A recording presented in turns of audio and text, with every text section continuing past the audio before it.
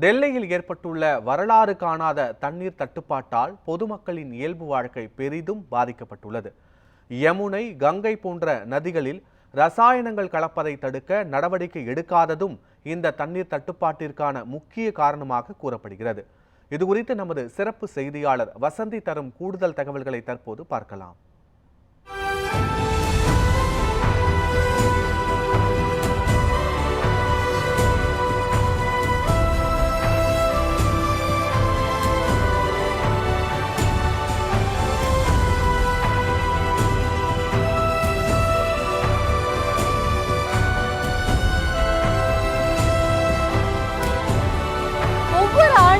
ஆண்டின் வயது அதிகரித்து வருவது போல டெல்லியோட பிரச்சனையும் ஒவ்வொரு ஆண்டும் அதிகரித்து வருது.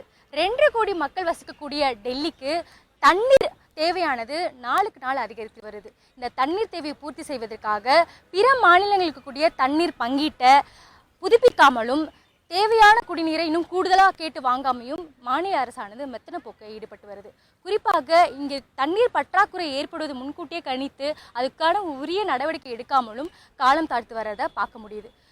யமுனை போன்ற டெல்லிக்குள்ளே ஓடக்கூடிய நதியில் சரியான பராமரிப்பு இல்லாமல் அமோனியா போன்ற ரசாயன கழிவுகள் கலந்து அதை பயன்படுத்த முடியாத ஒரு சூழலும், அப்படி பயன்படுத்தி சுத்திகரிப்பு கொண்டு போனாலும் சுத்திகரிப்பு நிலையங்கள் சரியாக பராமரிப்பு இல்லாமல் கவனமற்றும் கிடப்பது இந்த பஞ்சத்துக்கு முக்கிய பிரச்சனையாக பார்க்கப்படுது.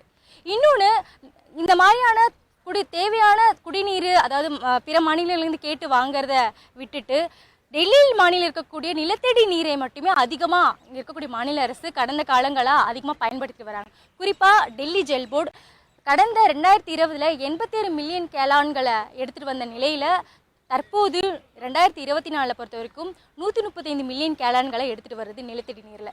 இன்னும் தண்ணீர் தேவையை பூர்த்தி செய்வதற்காக 1000க்கும் மேற்பட்ட குழாய்கள் மூலமாக நிலத்தடி நீரை உறிஞ்சிட்டு வராங்க.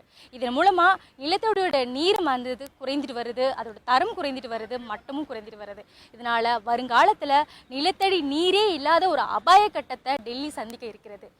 ஏற்கனவே வருமானம் குறைவாக இருக்கக்கூடிய டெல்லி மக்கள் இருக்கக்கூடியதில் தண்ணீர் பஞ்சமும் தரமற்ற தண்ணியையும் அவங்க கொடுத்துட்டு வராங்க.